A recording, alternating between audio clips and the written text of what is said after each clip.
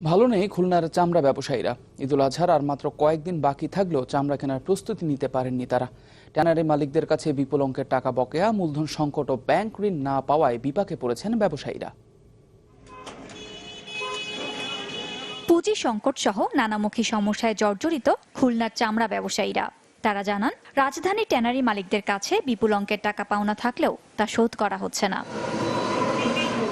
Bank থেকে ঋণও পান না কাঁচা চামড়া ব্যবসায়ীরা, তাই বাধ্য হয়ে নানাজনের কাছ থেকে চড়া সুদে ঋণ নিতে হচ্ছে তাদের।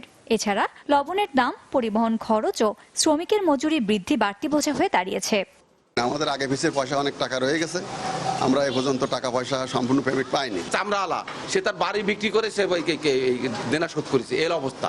অনেক চামড়াওয়ালা অসুস্থ হয়ে স্টক করে মারা গেছে, দেনা দেয়, কিন্তু আমাদের টাকা হলো আটকানো আছে, টাকাগুলো আমরা পাই না।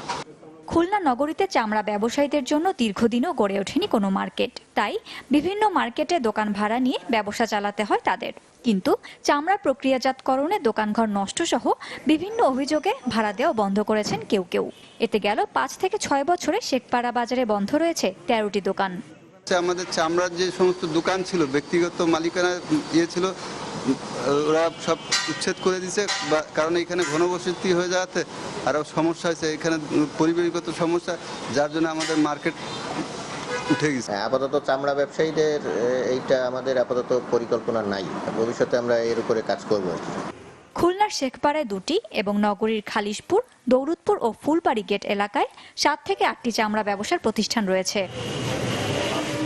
Desk report, channel 24।